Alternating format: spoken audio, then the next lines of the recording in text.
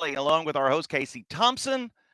We are catching up here with what we did on our Mother's Day. Happy Mother's Day to all the Yes. moms out there. Hope you had a wonderful day. Casey's dog apparently has something wrong with her stomach and has Yes. noises coming out of her that normal dogs don't have, correct? Correct. And it's not very pleasant. But she's on the mend, so hopefully it's going to be all good from this point on. So if you're watching us on Facebook, Twitch, YouTube, we're live. If you want to chat, there are chat features, I believe, that you can jump on and you can send your comments. So, of course, a lot of people want to thank everybody who watched the interview that we did with Dewayne Bruce, affectionately known as Yes. Sarge.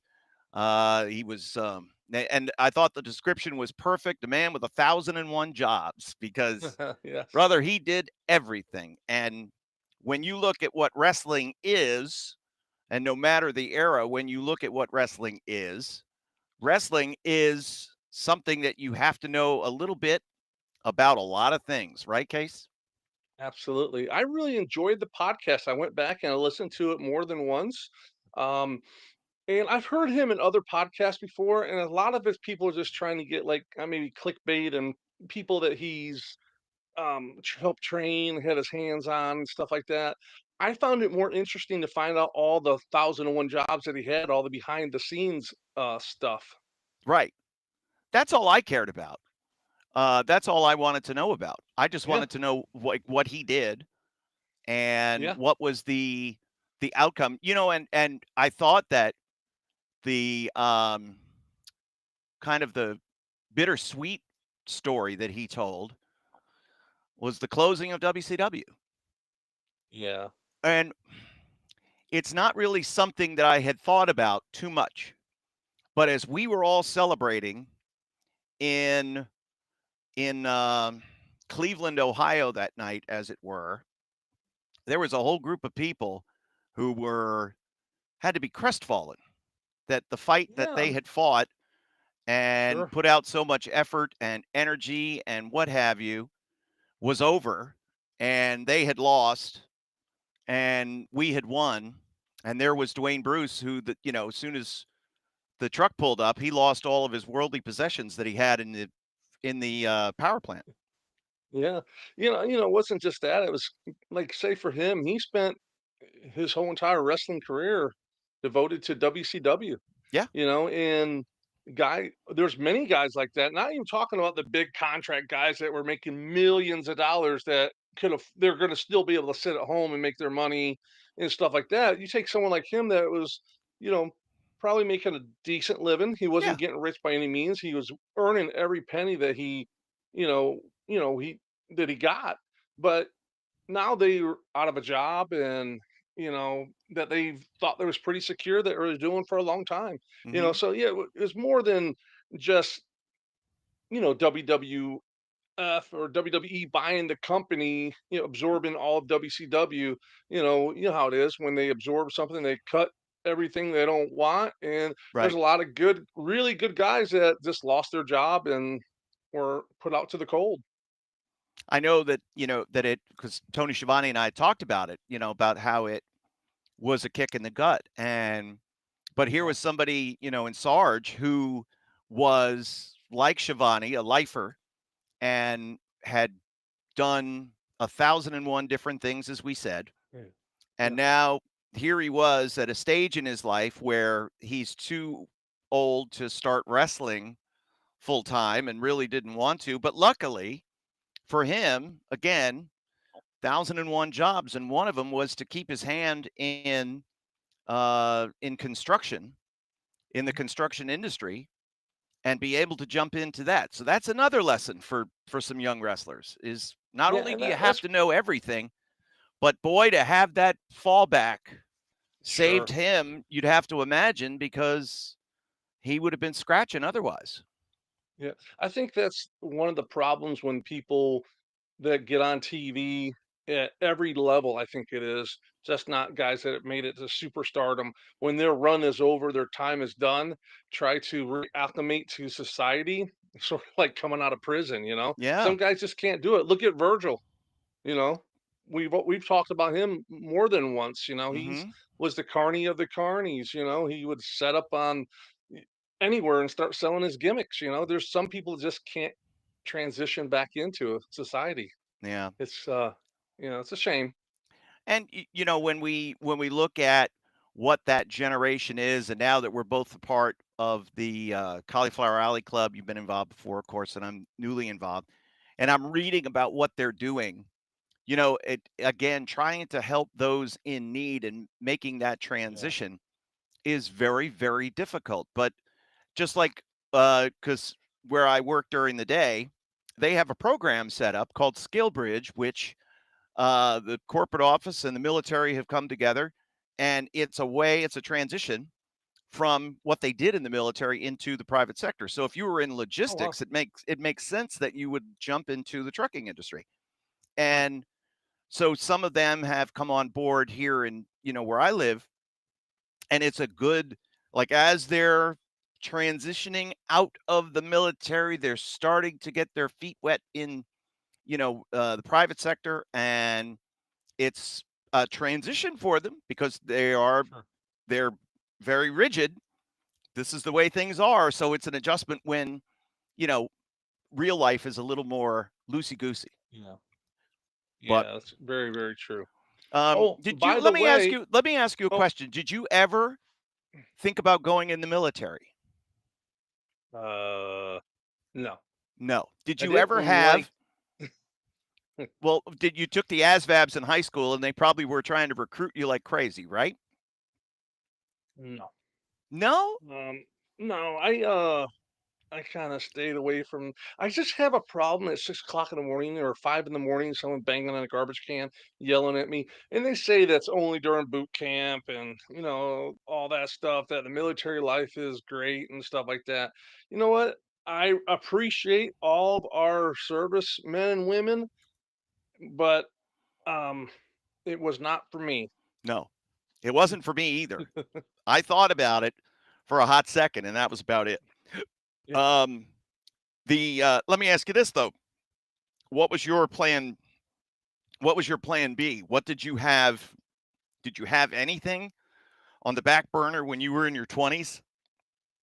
No, I mean, I think that was part of the problem is no, because I was determined to, make it in wrestling. Yeah, I made a living for, quite a while, but, nothing.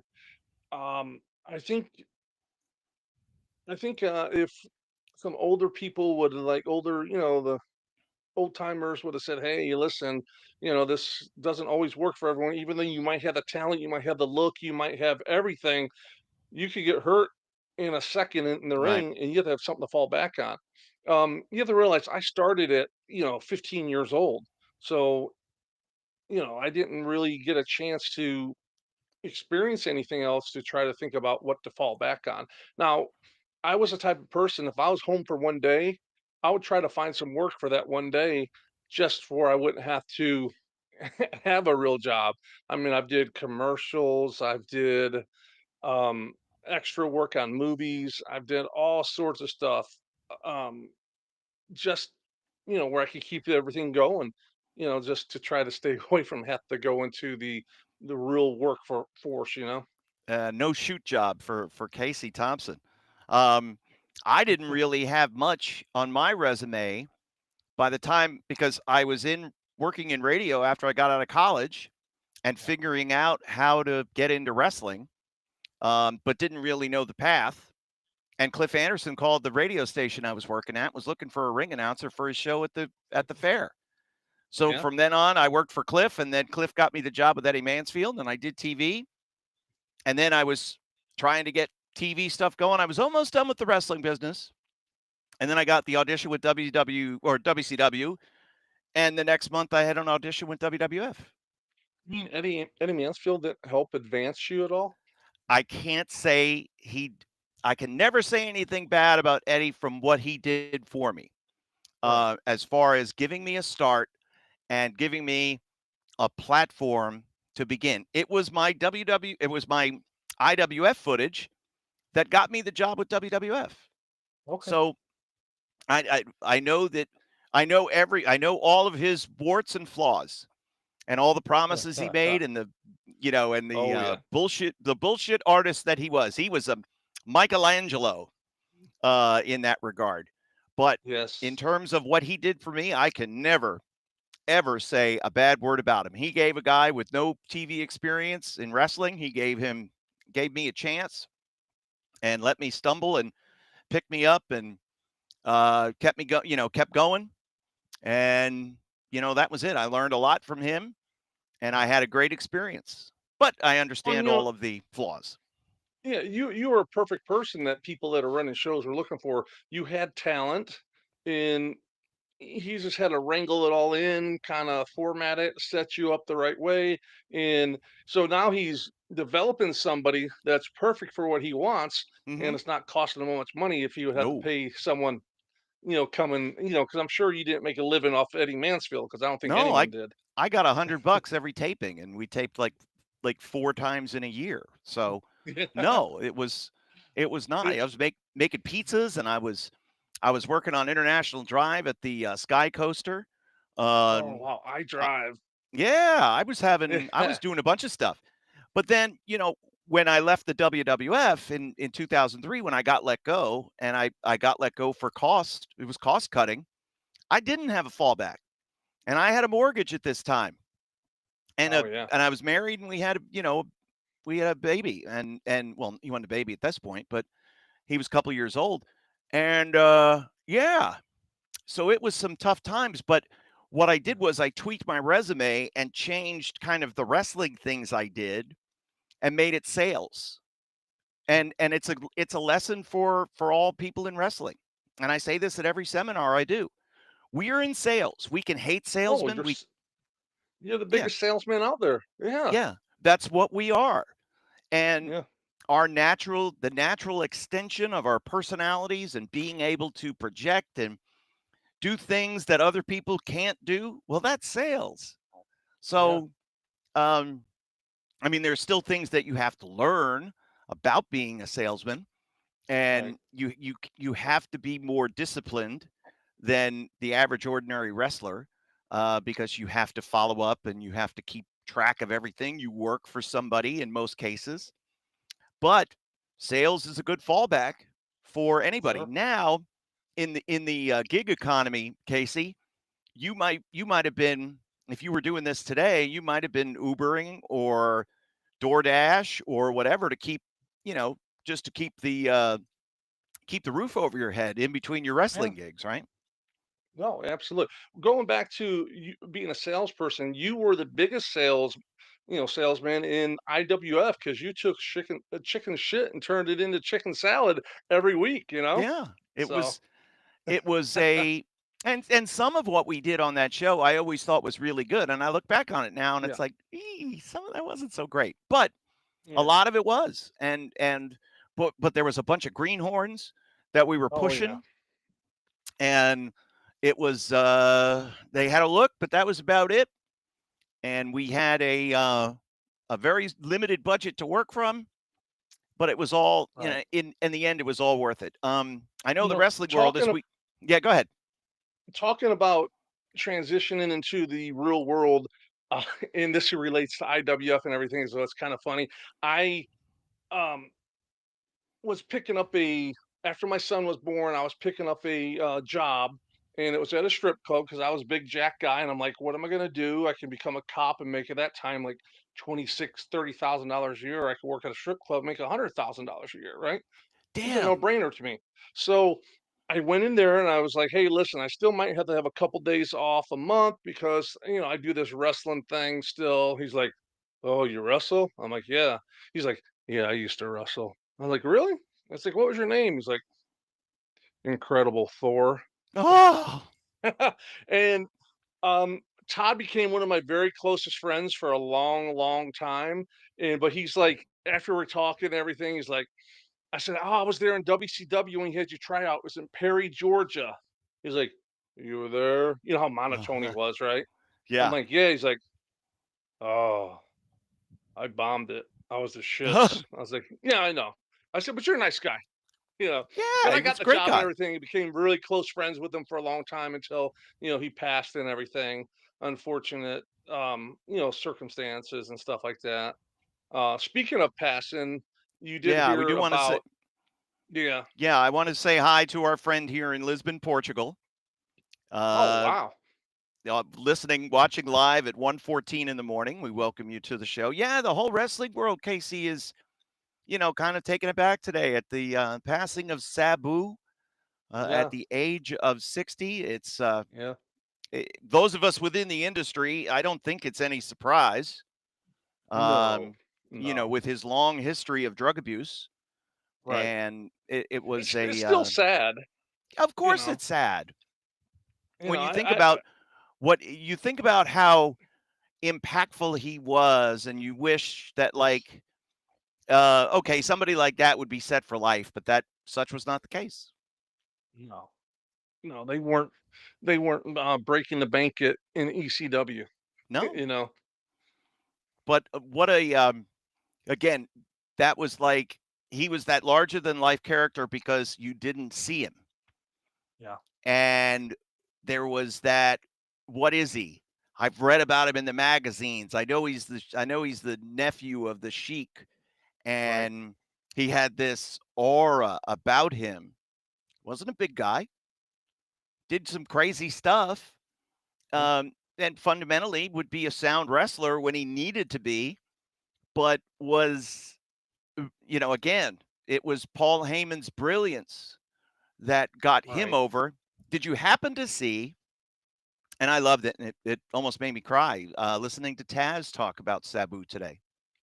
No, I did Oh, not. yeah, it's on X, and he was just saying without him, he would have never had any of this. Without Sabu, Taz would have never had any of the success in his career that he had. Sabu No. got Taz over when he didn't have to.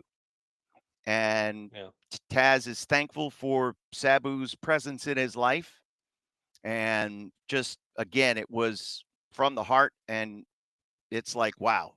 Um, Yeah. and when you look at what, the fans are writing and the fans are remembering and things like that, but a very flawed guy. Um, Yeah. and anybody, did you ever try to book Sabu? Did you ever try to work with him? No, he's one guy that I never booked.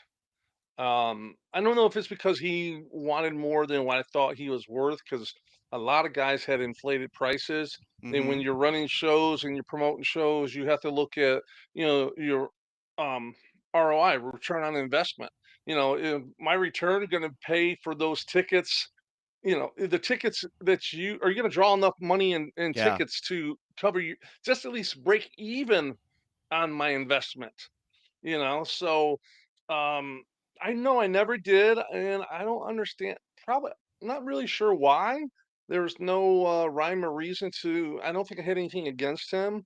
I've been around him, quite a bit. I've seen a lot of stuff. Maybe that was probably why I didn't want it. I was Maybe. very anti my I wanted it to be very professional. I remember once I had a tryout with Rob Van Dam got me a tryout with ECW once. Went down at War Memorial in Fort Lauderdale, and I worked out and everything, and nothing really came of it and everything. But they were talking about in the dressing room, and this came from some of the guys who were on the roster. Were like, if you don't do drugs, you're not going to get a job here. You have to do drugs. Ah, And I'm like, ooh. I'm like, okay, coming from wrestling with WCW, WWF, where they actually did drug testing and different things like that, and to whatever extent they did, it's kind of a work. All these drug testings are kind of a work and everything. yeah. So I remember at Universal, and the booking sheets were out, and Mike Enos was looking at the booking sheets, and he's like, Luger's not here, Sting's not here, uh, Hall and Nash isn't here. Hogan's not here. We're getting drug tested. And Oh.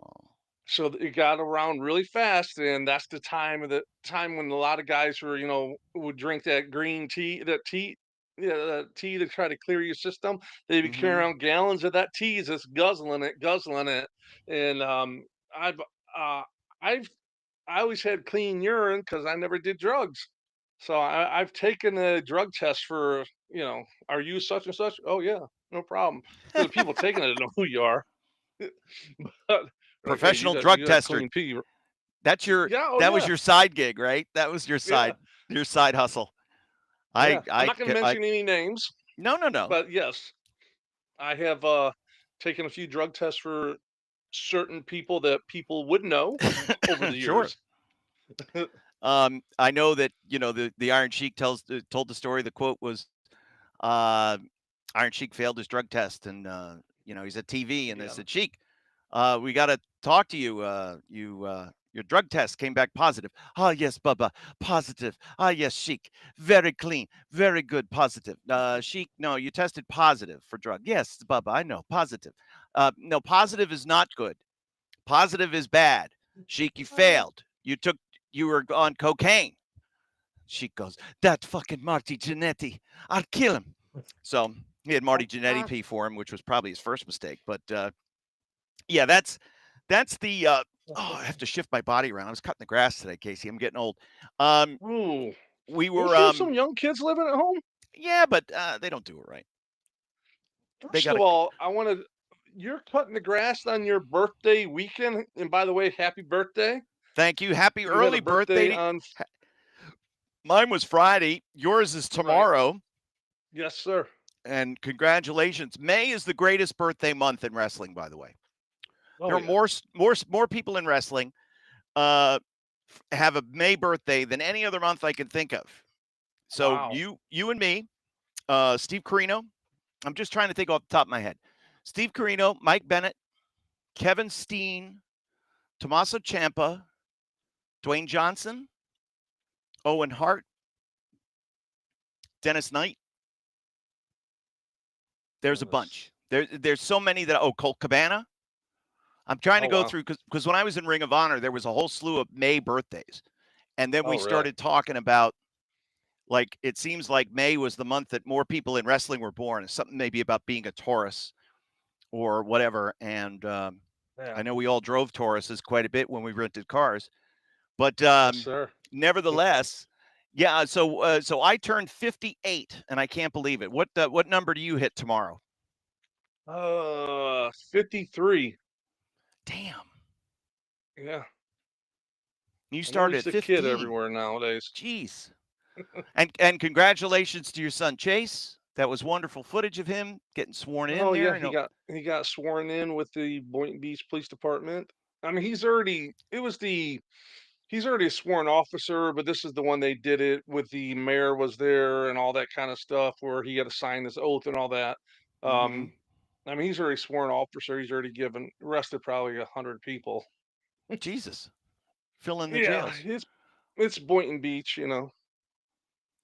Speaking of prison wear, speaking of looking like you were in jail, Casey from our friend in Lisbon, he's asking, did you ever work NWO Saturday Night, the black and white gimmick film before Nitro? Pez Watley did one.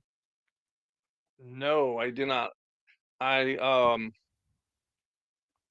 I thought of I saw it and I was like, I never tried to because they sometimes you try to, you know, push to get a certain match, try to, you know, politically, you try to push to try to get it and stuff like that. I never did because the thought of taking bumps in an empty arena, Mm-hmm.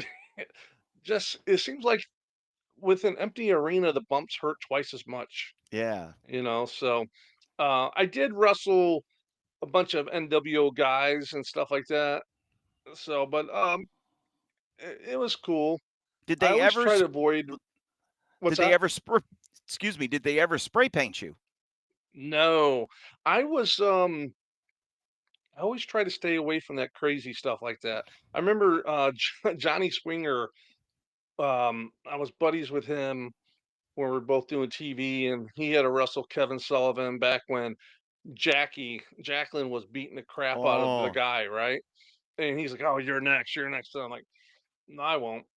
"Yeah, you will. You're gonna be next." No, I'm like, "No." I said, "They'll never book that match. They'll never do it." Him not realizing that I was really close friends with Kevin Sullivan, right. and Kevin just wasn't gonna do that to me. Um, but it was funny. I was like, "Oh man," they weren't happy to have to sell like that for her and everything. You know. I know that um, Disco Inferno has made a big deal of it on. Yeah. He loves to get in fights with people on social media, so it's perfect for him. If he's critical about one sector of the business, somebody will bring up some blight on his career, supposed blight. And he always looked at it like I was in front of X number of million people were watching this. And this was his job. And this is what he Right. did. And he did it really well. And I know, like a friend of mine, Maverick Wild, who was an independent guy from New England, Okay. was trained by Jeff Costa, who was trained by Killer Kowalski. So it was Oh, very okay. much an old school thing. And Hmm. if you go down there and you wrestle that woman, I'm never going to book you again. And if you go down there and you do jobs, I'm not going to book you anymore. Well, Right. he did both. He got beat up by Uh, Jacqueline and did jobs while doing aplenty the on job. TV. Yeah, and but he was looking to advance his career. So he and Jeff had a big falling out for a long time, and Oh wow. it's one of those.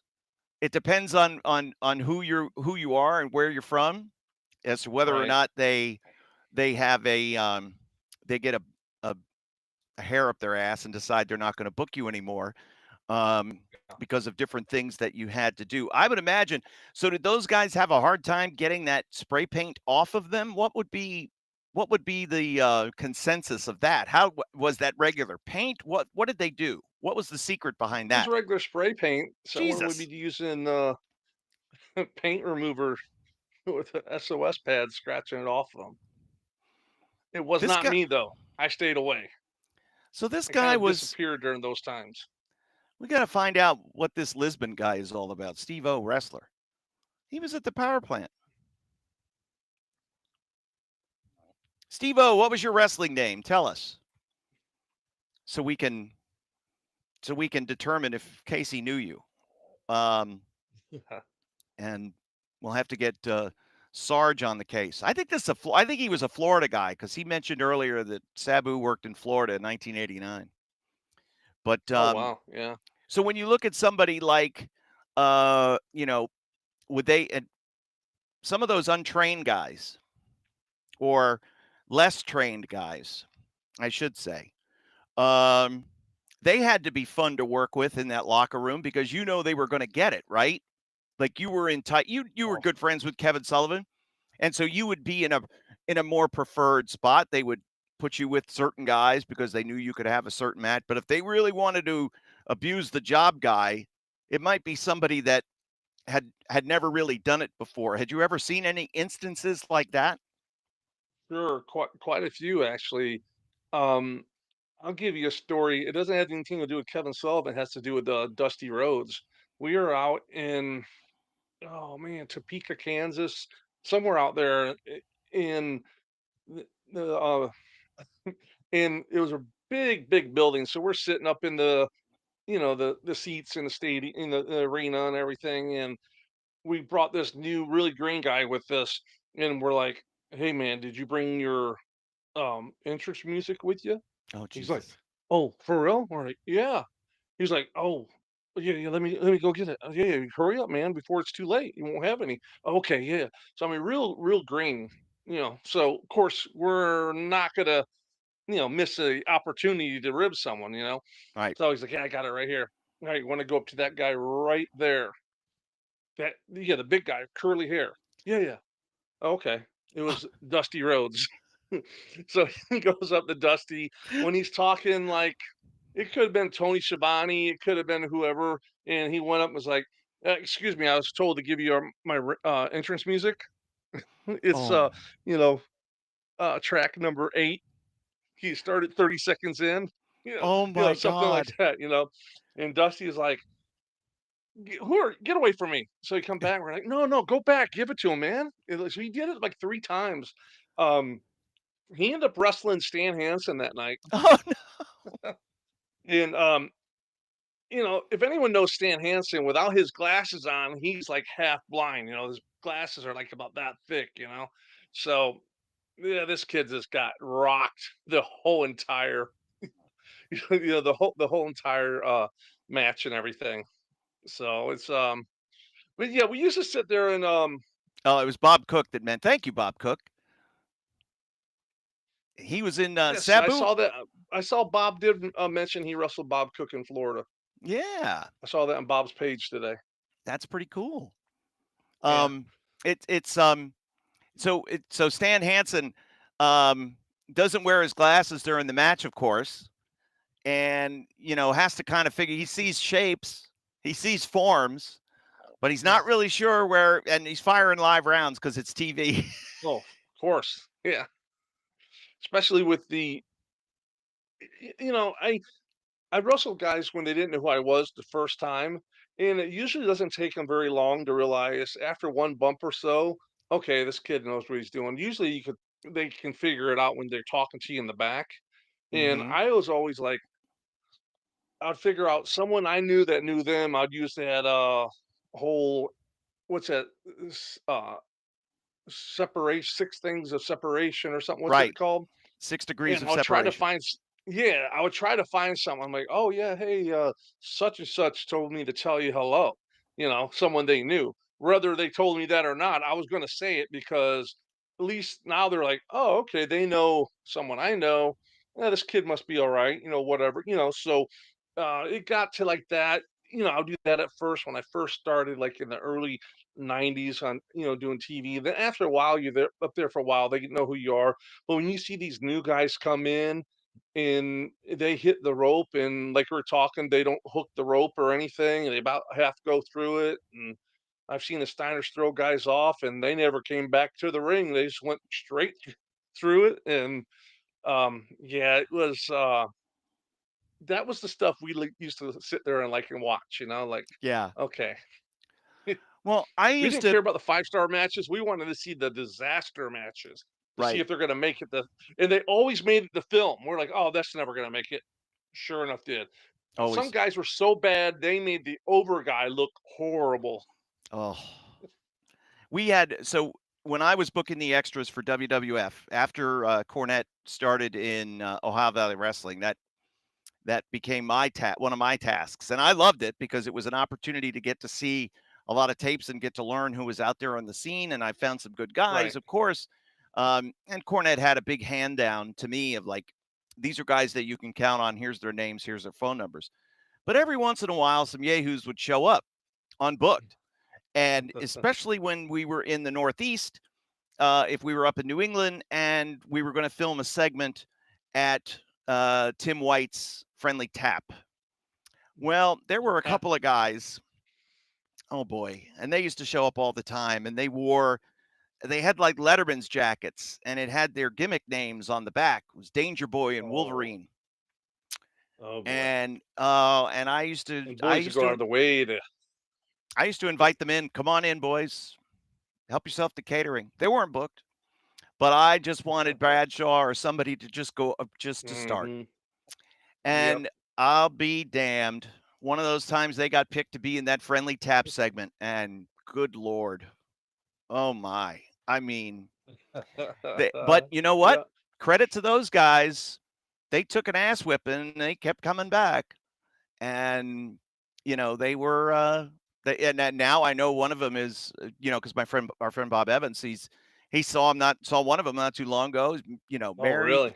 got kids that are in college now and long Wow. since retired from wrestling. But we met a lot of characters over the Oh, years, a yeah. lot of, as we called them, Mm. seekers.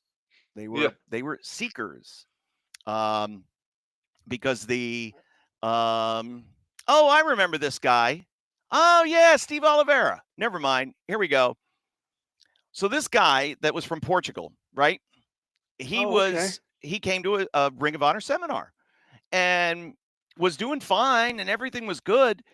And so we had matches at the end of the day, and the guy he's wrestling decides he's going to do something stupid, Oh boy. and he lands on this guy's head. It was some top rope move. I can't remember what it was. Leg drop, splash, something. On his head. And he lands on this guy's head, and brother was Oh. out cold. He just turned. Ooh. Did he Oh, start shit. snoring? He started snoring. He was out cold, Yeah, he's knocked definitely out unconscious. when they start snoring. And we ran in like, oh my God, stop. And he woke up and woof. That was scary. That was scary. Yeah.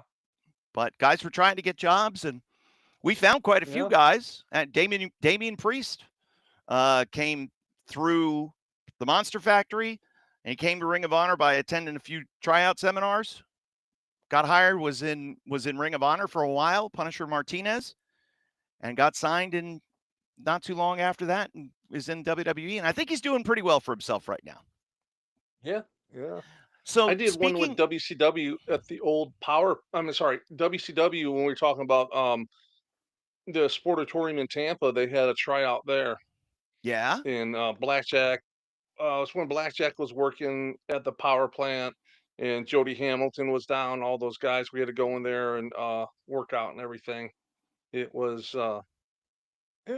interesting.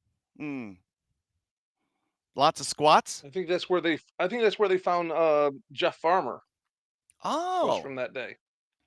And Jeff Farmer was one half of the Thunder and Lightning tag team in IWF, and was famously known as NWO Sting.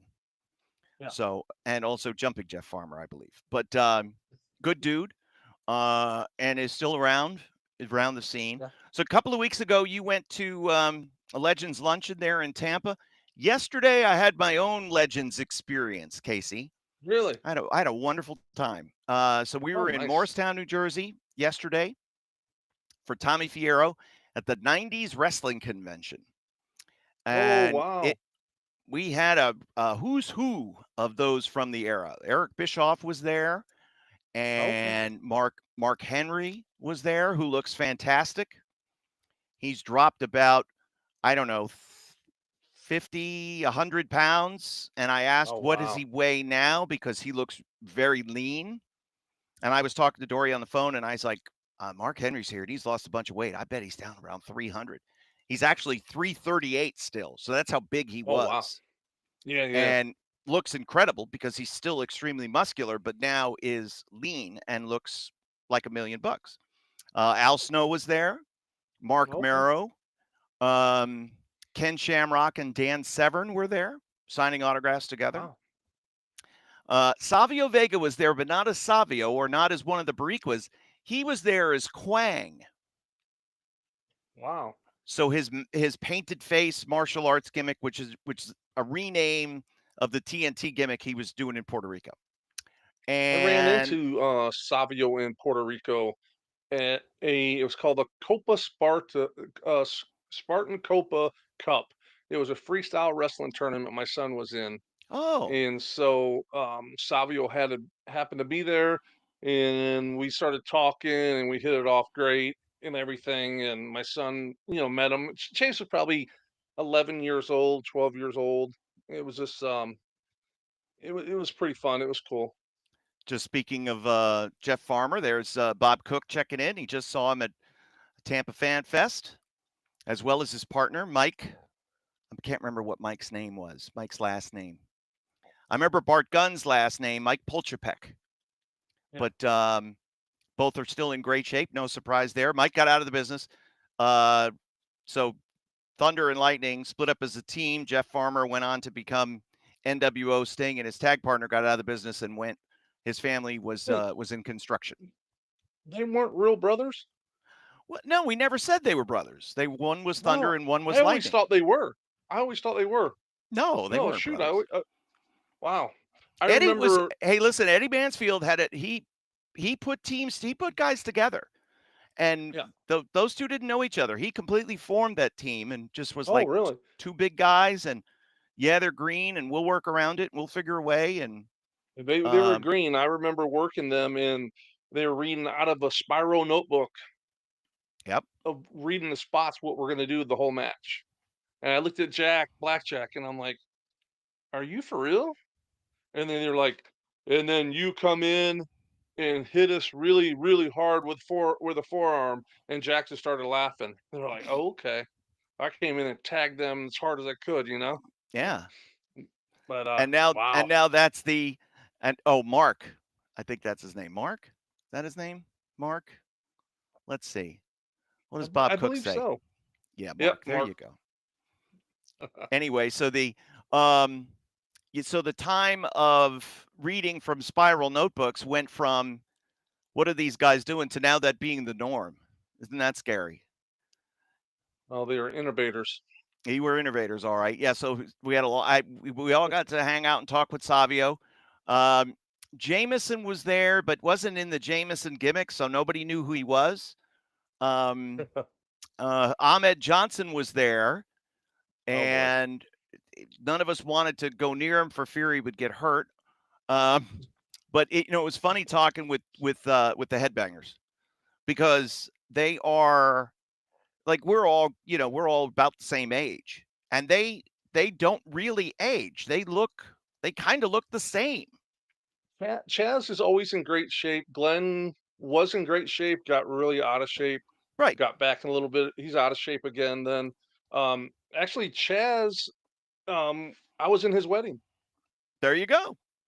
Yeah, I was the fill-in for D'Lo Brown. Jim Ross wouldn't let D'Lo off work, and so Chaz is like, "Hey, D'Lo can't make it. You want to fill in?" I said, "So I'm the fill-in guy." He's like, "Yeah." I Yeah, said, sure. "Okay." He's like, "You're getting a really cool groomsman gift." I'm like, "Okay." That's that's all you can ask for. So those guys were great. They're signed to Legends contracts now, Oh wow. and they've got so that's a little bit of a fallback, but both are doing well, working in the private sector. Um, No, Chaz is doing great. yeah, we had a lot of fun. We were sharing pictures of our kids and just showing how everybody's all grown up. Tyler's in college, and you Yep. know, Glenn's UCF. Glenn's youngest daughter is getting ready to graduate high school, and Wow. it's yeah, they're doing great, doing fantastic. So that was nice to see. Had some laughs with Mark Henry. Had some laughs with Al Snow. We were talking about the feral people in the Appalachian Mountains, and he was telling me about there. I've got to look up um, the family. Gosh, what's the name? I'll think of it. I had it in my head before, but apparently there's this group of inbreds that are in Nova Scotia or Newfoundland. They got to be Newfoundland. wrestling fans. Yep. And he did a 10-day tour with Honky Tonk Man and Bushwhacker Luke, and Oh wow. they were there 10 days, and we're staying with them, and it was, and then they started to meet like these really weird people, and was like, who's that? Oh, they're the not Gotch, but it was something that started with a G, their last name. And yeah, they're well known. They live in the hills. They live out in the woods, and they come down for Christmas, for holidays, and for wrestling events. So Wow. yeah, That's a true wrestling fan. those are the best wrestling fans right there. But it was a That's lot of what we fun. always called that's what we always called the wrestling fan that would always help and set up and tear down. We always called them inbreeders. Oh, the inbreeders here yet? They set up the chairs. I Hey, think listen, uh, I they think tried Chaz to, is writing a book right now. he is, and Yeah. we were having some fun because he gave it to so the editor that he's working with said, well, you should have Glenn read it just to double check like dates and things and whatever. So before the book is printed, it's just printed on pages and then like stapled, you know. Right. So he gets it to him and he says, I want you to read this and just double check some of the facts and just make sure. Okay, okay, I will. And a couple weeks go by and it's like, did you read the book? Yeah, oh yeah. It was great. Did you check any of the Yeah, I read it. Like the way it starts with and the part about when you mentioned in the book about us getting getting re-signed in 2016. Asshole, that was the start of the book. Then he sees the manuscript. And when you get like a stapled pages, it creases. Well, he said the manuscript he gave Glenn, none of the pages were creased. He never even opened it. And that's because I don't think he can read. I don't think Headbanger Thrasher can read. But Wow. we did learn that, of course, Thrasher was for a very brief time a WWE Hardcore champion. He was he was the 23rd wrestler to have held the Hardcore Championship. It was all at WrestleMania 18. He beat Joey Abs, who had beaten somebody earlier. And then just a few seconds later, Pete Gas beat him for the title to become the 24th. Didn't Jerry Briscoe hold that title too? Twice. Wow. Two-time holder of the Hardcore Championship. Pat Patterson only once. But that was because Jerry was a shooter. Oh, yeah. I seen him. I didn't realize he was 79 years old. Golly. We, so I was at a Legends lunch, last weekend, I believe. And so I was with Bugsy, and Bugsy's 80 years old. We've talked to him quite a bit about him on the show. And we use GPS to get there and all that stuff. Of course, he doesn't like GPS because he knows the better way, the faster way, and all this kind of stuff, right? So I'm not going to argue with him. So I do what he says because I'm the kid and he's the old timer and all that. Is just the way it's supposed to be, right? So then he's like, "Hey, do you think we could stop at that in Homosassa, Florida, right outside of Tampa? Do you think we can stop at that gas station? That one I like, which is a Wawa." I'm like, "Yeah, sure. Why?" "Oh, I just want to smoke a cigarette real quick." I'm like, "Okay." 30 minutes, we're sitting on the tables talking, which everything's cool. And I'm like, "Well, you think we should get on the road?" And he's like, "Oh, okay, all right." So we get back on the road, and the GPS is like, "Take I-4 to 275. He's like, "No, don't take 275, take 75. Got on 75, stopped before we even got off the ramp of the exit. There was a bad accident. It took us an hour, so we ended up showing up late, and so we walked in about an hour and 10 minutes after it started, which was good. I'm like, "Wow, this actually was kind of nice." He's like, "Yeah, I like this." So we're sitting there, and we walk in. People give us chairs to sit down and everything and all that. So we're talking and everything. I said, "Oh, look," I said, "Briscoe just walked in," and I said, "Wow, well, at least we don't look that bad." Briscoe just walked in, late too. And I think someone said, "Which Briscoe?" And Bugsy looks up and says, "Well, hell, that'd be a hell of a surprise if they said it was Jack walking in, just out of nowhere." So Which Briscoe? it was fun. We had a good time. Saw Hector Guerrero. Bob Cook was there. You had Brian Blair. He's the president of the Cauliflower Alley Club. He hosts the lunch and everything. Jerry Briscoe was there. There was one of the honorees was you remember Larry Hamilton from Championship Wrestling from Florida, from Yes. Jacksonville?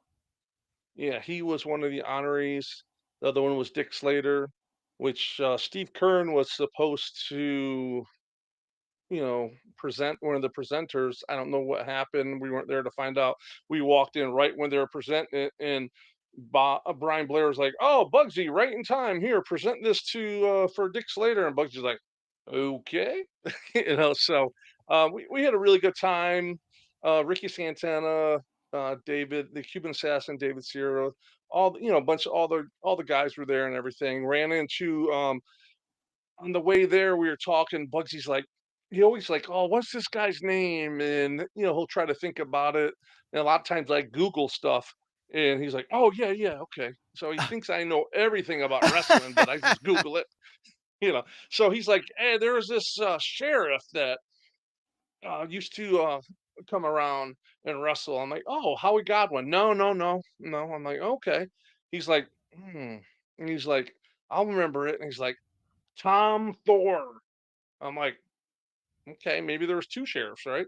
So Sure. we get to the lunch and everything. We're talking, and this guy comes up and, "Hey," Bugsy's like, "Oh, look, that's Tom Thor right there." And I'm like, "He looked familiar." And I'm like, "Hey, how you doing?" He's like, "Oh, hey." So I walked away, and I'm like, yeah, that looks like Howie Godwin, And so I went to one of the guy, a friend of mine that might know who he is, wrestler Cahagas, that's from Mhm. the area. He's like, "Yeah, man, that's the same person." I'm like, "Oh, okay." So I went up. I'm like, "How?" He's like, "Casey Thompson, how you doing?" I'm like, I explained it. We are laughing and everything, and we started talking. He was the actual sheriff of that county, which is a big deal. It's a elected position for like over Yeah. 25 years. He was involved with Eddie Graham and all that. That's how he got into wrestling. He wasn't the greatest in the ring. He was a nice guy, so that explains it all. You know, but we had a really good time. It was fun. I told Bugsy, I said we need to show up like an hour late each time. He's like, I like that, yeah. And Mhm. I said you didn't have time for your nap. Usually he'll take a little nap in there and everything.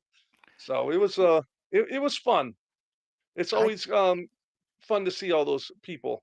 Yeah. And again, when you look at somebody like Bugsy being only 80 years old, and Jerry Briscoe, who I would have guessed was much younger I than I did Bugsy, too. just Yeah. just because, and they're only a year apart, that's kind of surprising. But Yeah. the career that these guys had and the influence that they had in the Yeah. wrestling business, I don't think can ever be misstated. I want to see Jerry go through some more of his shed findings. Did you follow any of that on social media? I did. I saw the articles in the news and everything. Um, I haven't talked to him about it or anything, but it'd be nice to run across. Actually, you know what I'm looking for? I want a WWF or WWE turnbuckle. Oh, he's You got know them. that? Yeah, I want one for myself for my wall. Memorabilia and stuff like that. But I don't want anyone's signature or anything on it. I just want a plain one. Right. So if anyone has one or knows of one, I'm looking for one. I will ask my friend Jimmy Corderas, the old referee, who's up in Oh, Toronto.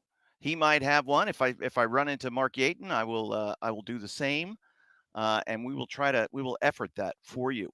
Um, I know that a lot of people have been asking me about the show that I'm promoting, which is coming up yes. on Saturday, August the 9th in Carlisle, Pennsylvania, at the Nice. Carlisle Expo Center. It is Casey. We're getting ready to put tickets on sale here very soon, um, and we're anticipating a very good crowd. My goal Good. is 1,500. I'd Oh, like to wow. get. I want to get Okay. 1,500 fans in there, and if the idea of being a promoter is something that you want to do, folks, it is very, very taxing and very, very trying to your patience. Because, Yes. man, I'm trying to do it the right way. I want to set this up as a Mhm. business. You got to be legit. You got to have an LLC. You got to have things trademarked, and Yep. you got to have the banking. And then people want paid, and it's like I can't get you paid because I don't have the bank set up yet. I can't get the bank set up because I don't have the trademark registered. I can't get the trademark registered. I don't have the LLC done. It's like a big circle, but we're gonna If get you're there. waiting on the We're gonna government, do it. everything takes time and not the time frame you want it to be. Like if we wanted to trademark this podcast, right? Like the In Ring Wrestling Podcast, and let's say we start the process tomorrow, Monday.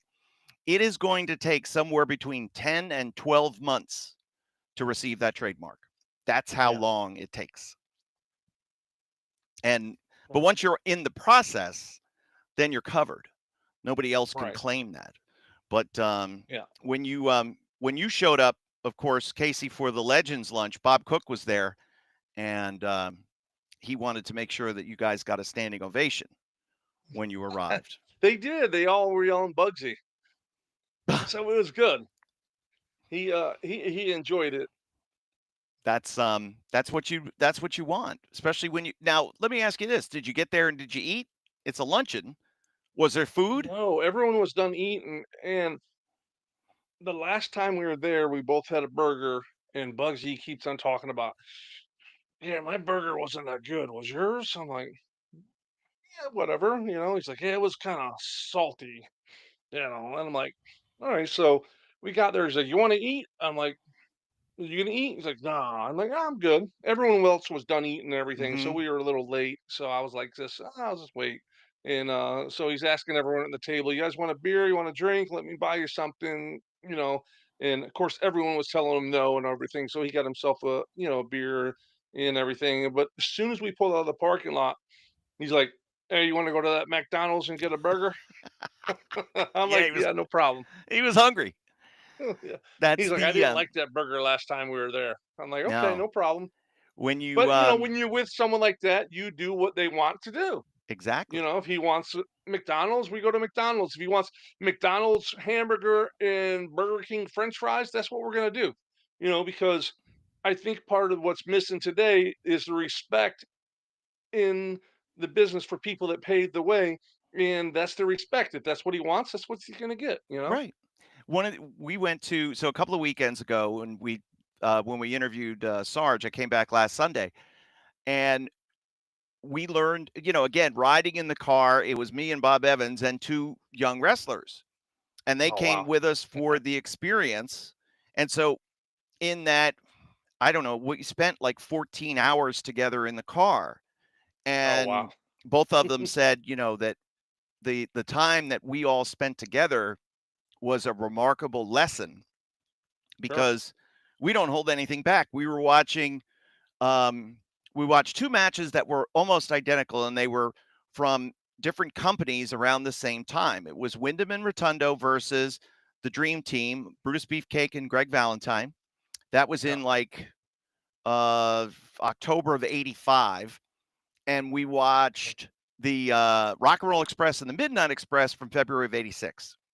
And Oh wow. the Wyndham Rotunda match, that was where Valentine and Beefcake took the tag team titles from him. Very disputed finish. Hmm. Johnny Valentine smoking the victory cigar, was so confident he was going to win, and they keep kicking out, and eventually they got the cigar and mashed the cigar in Barry Windham's eye, and they lost the tag team titles. But it had the same start. And it's what I found is that wrestlers today don't know what wrestling was before because Right. we were growing up watching it. And so we were absorbed by it and we Right. understood what it was. Um, both matches, heels hit jump the baby faces, boom, boom, boom, boom, boom, get them to the corners, go to shoot, reverse, heels crash together, drop kick on one, they start in on the On the other, and coconut. Yep. that's how the match got started. It was in the comeback that they did the meeting of the minds and the heels were flying everywhere. But and they both matches started the same way, but it was two separate companies and the matches were 6 months apart. And the reason Oh wow. is because that's what wrestling was. Wrestling Right. was what it was at that time. But now when we talk about these kids today, they don't know how to work, they don't know how to do anything. But how they're trained, part of how they're trained is what they're watching on TV. Yeah. And what they see on TV now, we don't see the shine. The Right. shine, especially WWE, the shine is all the video packages and the introduction and the music, right? Right. That's the babyface shine. They generally start with the heat, or they have a very truncated shine and get into the heat quickly. And then you get the comeback and the finish, and they can do a match in 4 minutes as opposed to it being 12.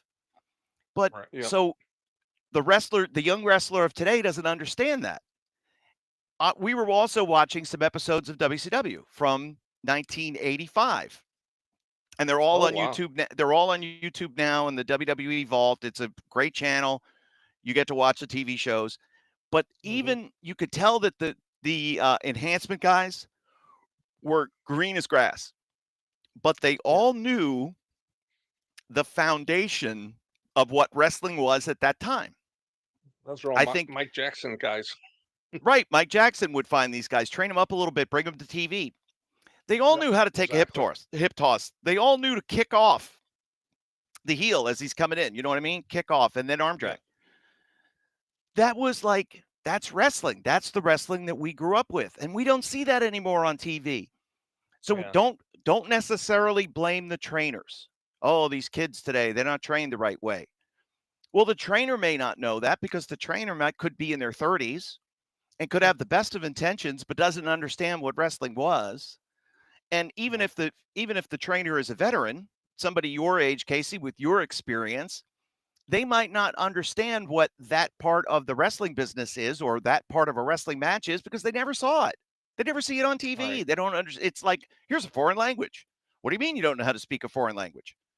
Um, and I think it's up to True. us to make sure that we're and this is what we stressed all weekend at the seminars we did was you guys have to understand that the reason the matches started that way was because they wanted to get the people engaged in the match and understand who's good and who's bad. And if you guys are, a lot of times independent shows now, they're casual fans that are coming to it.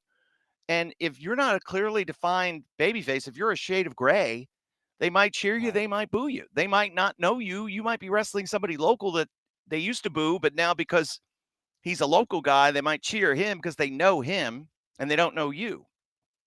Yeah. So don't be shy in your matches. You've got to go and show your identity. You've got to tell the people who you are. And you can't just go, I'm the babyface. You have to go out and wrestle accordingly. But they don't know what it is because they've never been experienced to it. So it's fascinating to me. Those Mike Jackson guys couldn't do much, but they could hit the ropes the right way and they knew to kick off. And I was like, oh my God, how did they learn this? Mike Jackson just started training. Well, they had watched it on TV. They knew what wrestling was. Right. And that's why when I broke into the business and learned, it was a very easy transition because I probably knew how to do 90% of all the moves Mm-hmm. because I grew up watching it. I could throw a perfect drop kick and land on my stomach like you're supposed to. I knew all that stuff because I watched it, religiously. A lot of guys now they'll do they understand how to do the high spots. They can throw the super kicks. They can do the whatever turnbuckle moves that they want to do. But when it comes to kind of the meat and potato stuff, um, it's a little lacking. And for some of Yeah. that, we're we see it now because some of the young guys are breaking down a little sooner than they really should. Um, and Yeah. and you hate to see that because when you're young and you can do all these athletic things, that doesn't mean you should. And when you get older and you've figured things out and you know how to put a match together, and then your body's starting to break down because you did all this crazy stuff when you were in your 20s, yeesh, that's not a good spot to be in. Yeah. I agree. And for suggestions on the Legends Lunch, Bob Cook says, I rarely eat at the Legends Lunch. We went to Hooters afterward. I saw that. Thanks for the invite. Listen, it's the way things go. Um, Yeah. when so when you were traveling, were you a meal prep guy? I know a lot of guys are meal prep now. Did you do any of that, or did you just eat whatever was there on the road? I tried to meal prep. It never worked out. I just ate was on the road. But it's amazing when you get a bunch of wrestlers in the same car going, how healthy they eat or they try to eat when you stop somewhere, knowing that you don't eat that way on a regular basis. Oh, so But they're doing it I because tried they're doing it because they don't want to look bad. exactly. Right. Yeah. I'm not getting the tornadoes from the grill, the deep fried cheese things, that are on the rolling things with the hot dogs. I'm not getting those because I'm gonna get the salad. Yeah, we're not having the Jim Cornette diet. I had one of my I had the Jim Cornette Wendy's experience. By the way, big shout out to Jim and to Brian Last. They continue to just churn out great product and their Yeah. podcast is amazing. Um, so Cornette picked me up and we were riding together to go to TV, and TV was all the way in Syracuse, New York. So it was a long ride from Connecticut. And this is when Cornette was on, one of his many tirades against Vince Russo. And so I Oh think boy. it took like 6 hours to drive there, 5, 6 hours, whatever it was. And for the entire time, You didn't do much talking, did you? here's what I said during the whole trip. Uh-huh. Yep. You're right, Jim. Hmm. That's right. There's a Ah, lot of that. yeah. Yeah, really. Oh. So we get to the building and we do TV, and then we finish TV and we get in the car and we start driving home. And I can't remember the particulars, but for whatever reason, whatever Russo had done to set Cornette off, he was really on one as we start driving home. And he is just full voice, tirade the whole time. Yeah, you're right, Jim. And we stop at a Wendy's, and he gets his usual triple cheese, with mayonnaise, and I think he got fries and whatever. And he ate that, and then there was another Wendy's like 10 minutes later down the highway and pulled in and got the exact Oh, same order. He's like, "You want anything to eat?" I was wow. like, "No, I'm I was full." He got another one. Jeez. He was Mm, stress eating. And again, he's not a drinker. He's not a drug right. guy. Food was his drug, and He's he a was so foodie. stressed out. Yeah, food so stressed out with being there. That's how he got to be so heavy. And when he went to Wow. OVW, he lost a ton of weight. He should have been more stressed because him and Danny were really launching this TV product and getting all these new developmental people in place. No, he Right. was happy because he was away from Connecticut. He was away from Stanford. He was away from all the craziness with Vince, even though he liked Vince. He was away from all the craziness. He was away from Russo, and he was much happier. And the next time I saw him, I was like, "Damn, you look amazing." He's like, "Yeah, I've just been baking, baked cheeseburgers in the oven or baked chicken or whatever in the oven, and I'm much And happier. that And look, hatred and that hatred still lasts to this day. to this day, hate's a hell of a Yeah. motivator," as Jim Cornette famously said. Yeah, Hmm. it's so fun and so much, so much entertainment. I did enjoy reading in the Cauliflower Alley Quarterly that Jim Cornette's one of his most famous finds, of course, which is Dr. Tom Pritchard, is going to be honored at the Las Hey, I Vegas saw that. convention coming up in August. And they talked about, he said that Steve Kern says that wrestling is an opinion. And I know Dr. Tom always says that wrestling is flavors of ice cream. Some people like chocolate, some people like strawberry, some people like vanilla. What do you think? What do you think about that as far as wrestling being an opinion or a flavor of ice cream? Or do you look at it more like this is what wrestling should be? And It if it used to. strays too far away, then it's not. That's that's how I used to look at it because that's how I like it. Just but that's my opinion. So I mean, overall, wrestling overall, it's changed so much and strayed so far away. It's like raising my kids when they were younger. I'll let them kind of do what they wanted to and venture off, and where they would go straddle that line, but not too far. I always could reach out and grab them and pull them back. Mm-hmm. You know, wrestling has went. It's definitely there's definitely a lot of flavors going on right now, Yeah. and that's just how it is right now. But it's just I don't care for any of those flavors, unfortunately. And again, when I talk to these guys and girls at these seminars, and it's like, how many show of hands, how many of you would like to get signed by the WWE ID program? And the majority of the hands go up. And I go, who does the picking for the WWE ID? And they were like, Triple H. What is wrestling? What kind of wrestling does Triple H like? Old school stuff, traditional stuff. Maybe you should show them that. See, it's my opinion that, Will Ospreay is a once in a generation athlete. And what Will Ospreay does is not much is in the same vein as Sabu. If you're trying to be a Sabu impersonator, right? If you're trying to wrestle the same style as Sabu, you're not going to do it as well as he is. And the Right. same thing with Will Ospreay. That's what makes them special. Um, but for the rest of us, for the mere mortals that are in wrestling, right? You need to be so fundamentally sound. Yeah, you can be taught how to do the spectacular move off the top rope, but they don't want to have to teach you how to do arm drags and hip tosses and bar the Right. arm and understand how to get up. Which side do I get up on? Why do we circle to the left and not to the right? Why do we grab a Yeah. headlock with the left arm? All of those things that are so fundamental. That's the part that these guys and girls have to master, Yeah. and if they want to catch the eye of the WWE, yeah, it's important to have a good social media presence, but when you're showing them what the matches are and what you're doing, it had better look really, really freaking good, and it had better be Yeah. fundamentally sound. Otherwise, they'll just pick somebody else. Yeah. And when I was training people, that I broke it down to little details like that because you get up and you learn how to feed, turn into the move, you know. when they get up and go and they go around the bout and turn, you're messing up the flow of the match. You Mm-hmm. learn to get up, turn into it, right in there for an arm drag or whatever.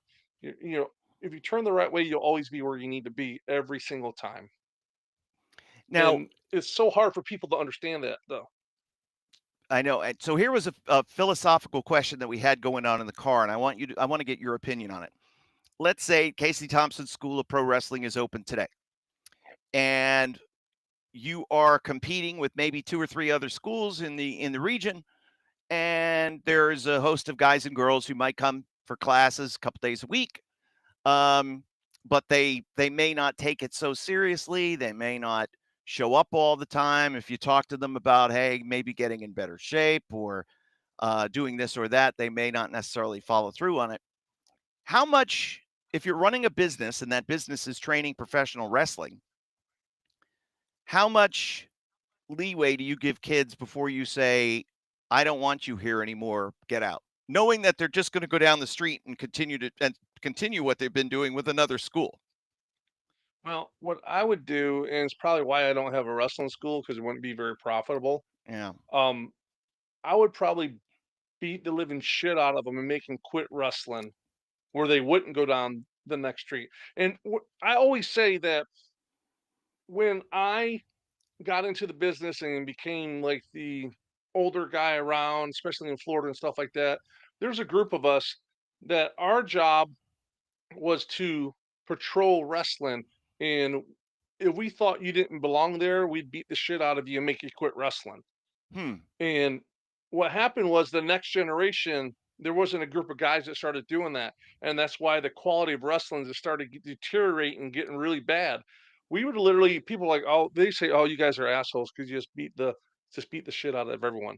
No, we didn't beat the shit out. We beat the shit out of people that didn't deserve to be in this, in the industry. Just like a driver's license, it's it's a privilege to have a license. It's not just something you're entitled to. Being a professional wrestler should not be something you're entitled to do. It's a privilege, and you should learn to respect it and treat it the right way. If not, there needs to be someone out there that beats the shit out of these people and make them quit the business because all they do is been trained for 6 weeks. Yeah, I'm a professional wrestler. So all it's doing is just making the legitimate of the business look bad. That's Hmm. my opinion. So yeah, I probably wouldn't be that good at having a wrestling school for a Yeah. profit. Now, I was great at, training guys, and the guys that I trained, they ended up all could wrestle. They're good quality wrestlers. They had respect, they had everything you wanted in the business. Mm-hmm. But it's just yeah, I wouldn't be the best at trying to I know a friend of mine down here, Alex Porto, right? Of course, the pug. Yeah, yeah, the slug. I always call him the slug.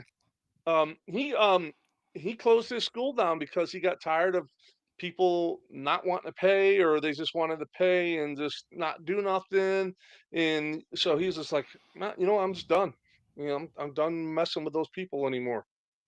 So I was the same way. I didn't I don't care about, I'd rather have two good quality wrestlers than have 30 guys that are just like lollipops, just paying the bills. I, That's just me though. and I look at it like maybe we could find a medium ground. Um, and I think that, and this was my, as we were discussing this in the car, I said I think young people today want to be coached. I think they want to be pushed, and they want to be have to uphold certain standards. There has to be some discipline. There has to be all these things because a lot of young Right. people today don't have that in their life if they come Structure in their from life, like a yeah. single parent, or certainly the schools don't provide that anymore. um, Hmm. where are they going to get it from? I always thought that athletics and athletic coaching is an opportunity to make the athlete, no matter the sport, make the athlete understand that there are Right. rules in life, and that discipline that you learn here is the same discipline that you're going to need in any job or in any walk of life, let alone professional wrestling, which is again, your job is literally to carry the other person's life in your hands. That's how Correct. important what you do is. Yeah. And, to me, there's no higher calling than that. Hmm. So if you want to be a fireman, if you want to be a policeman, if you want to do something, again, you're a public servant. You are looking out for, you know, the welfare and the well-being of everyone around you in the community. And it's the same thing in wrestling. We're all looking to. My job as an announcer is to get all of you over.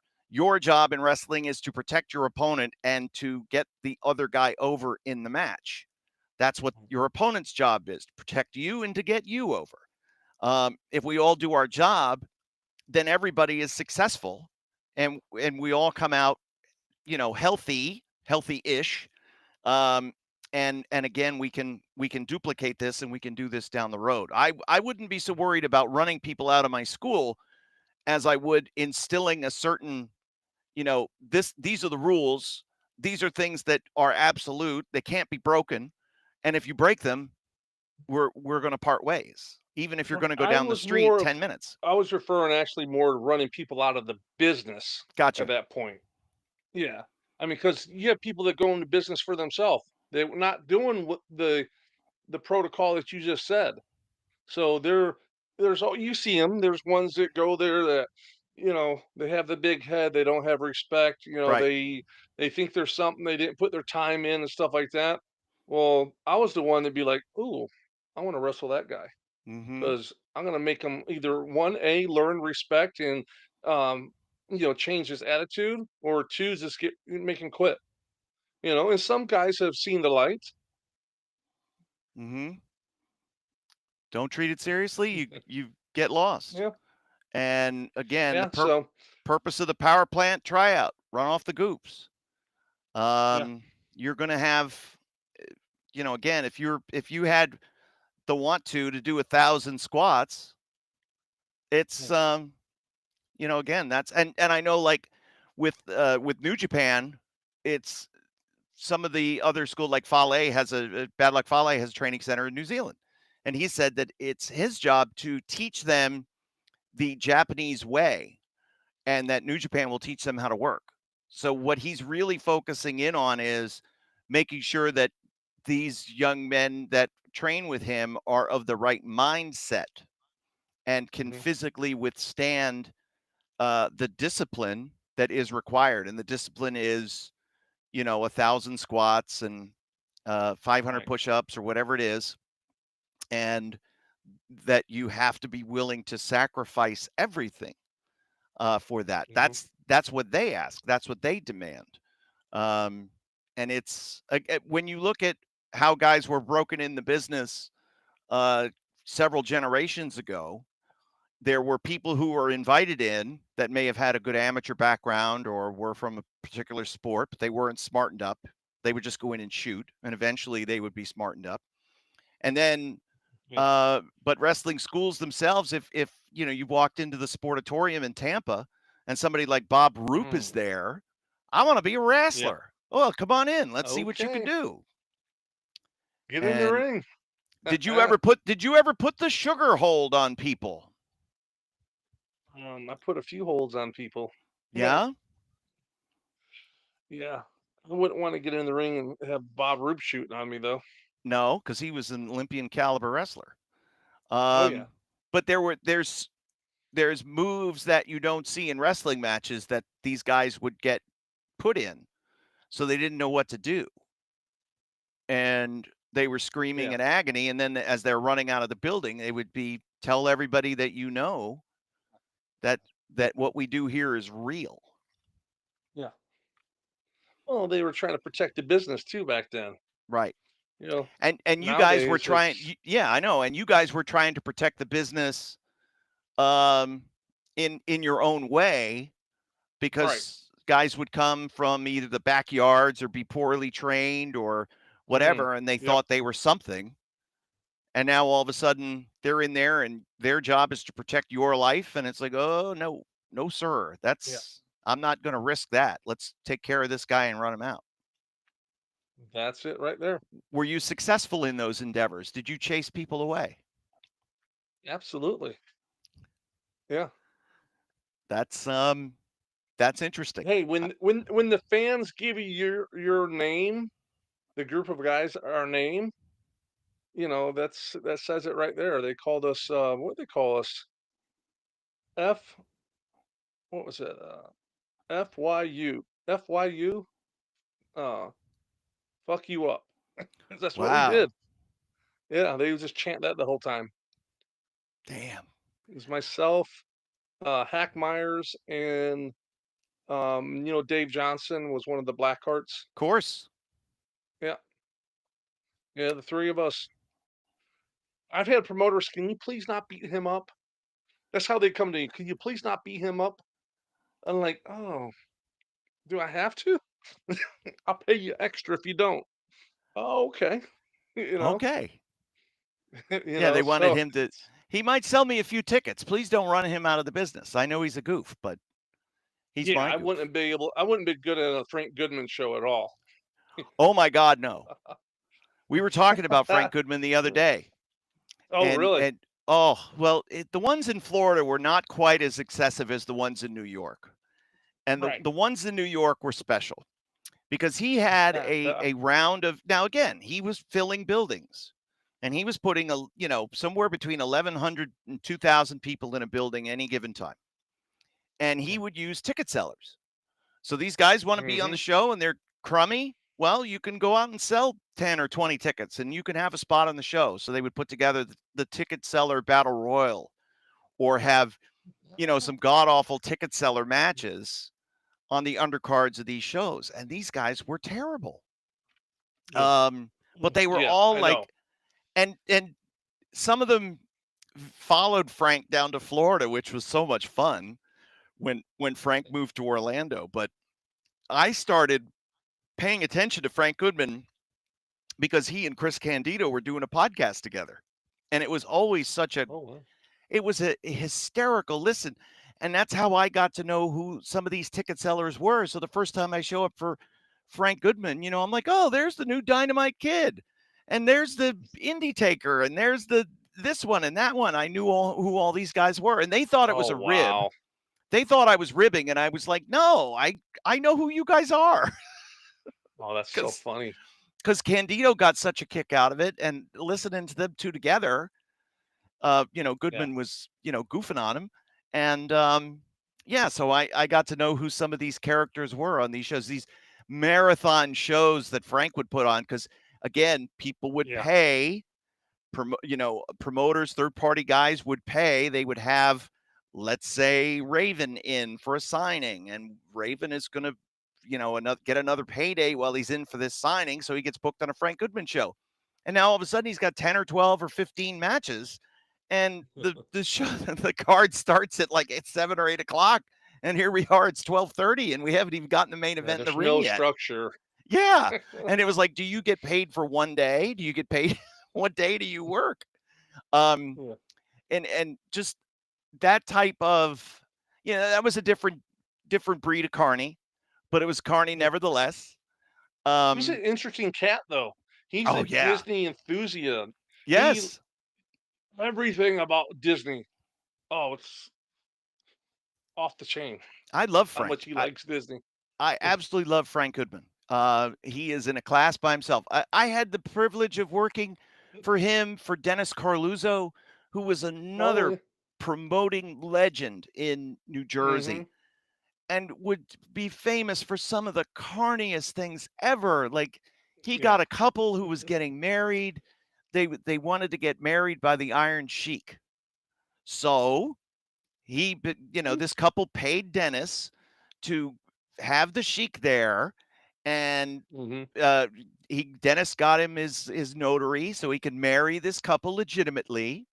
And it was just so that, Wow. and all Frank wanted was, do you, Jabroni, take Mrs. Jabroni to be your lovely wedded wife? And it was awesome. But of course, then Sheik had, shoot the abs. He wrestled on the show, and I was there, and the guy that he was wrestling was a guy named Rick Ratchet, who had the Felipe, the pool boy, with him, and they're waving the pride flag and the whole deal. So that was going to be the meat of the match. And Ratchet's talking like he's putting this WrestleMania style match together, and Sheik goes, "Oh, Mr. Kelly, please come speak to Jabroni, please. He wants big match out of Sheik. Oh, hang on, Ratchet. What do you got planned?" And he runs the match. I go, "Here's what you're going to do. Sheik's going to get in the ring. You're going to jump him. You're going to hit him with the flag. The two of you are going to beat him up. Referee's going to get the flag away from you. Ring the bell. Beating on him. Heat. Finally, he starts to hulk up, make the comeback. He's going to put you in the camel clutch. Felipe comes in, breaks it up. He's going to put Felipe in the camel clutch. Felipe submits. That's the end of the match. And he's going to wave the Iranian flag, and the people are going to be very happy." And Ratchet was like, "Really?" I go, "Yeah, that's what you're doing." And that's what they did. "Oh, thank you so much, Mr. Kelly. Thank you for help with Jabroni." But that was when you work for Dennis, that's what you were going to see. You were going to see something you had never seen before. And it's like, and Dennis would leave. Video of the wedding, though? Oh, I think so. I would love to see the video of that. I think that'd be great. Yeah. And I know that like Dennis would have us leave. "Hey, come on, let's get out of here. The main event's about to get in the ring." We don't need to see it. Let's go get an iced tea. So we'd go to the diner and eat dinner. The show wasn't over yet. It didn't matter, Frank. It didn't matter to Dennis. God rest his soul. We all think that Dennis may have faked his own death, though, because again, he supposedly's, passed away 20 some odd years ago, and there's a group of us that say one day Dennis Carluzza is going to return, and it was all a work. So, that's great. In the carniest of lifestyles, but nevertheless, Casey, I think it's been an interesting journey here this week on the In Ring Wrestling podcast. And what do you say we take it home at this point? You know what? The In Ring Wrestling Podcast birthday extravaganza has come to a close. What are you going to do for your birthday? You're getting dinner? What's the plan? Yes, there is a breaded pork chops is on the menu. Hell yeah! Some mashed potato, some good hillbilly food. Damn right. Down here in Florida. I got the I grilled, so we did like combination Mother's Day slash birthday dinner, and had the charcoal grill out, and we made burgers and chicken, and it was delicious. It was wonderful. Good. Very good. Yeah, man. And if you're celebrating a birthday in the month of May, happy birthday to you. Continue to spread the word about the In Ring Wrestling podcast. Man, those shorts, you're doing an awesome job, Case, putting those together.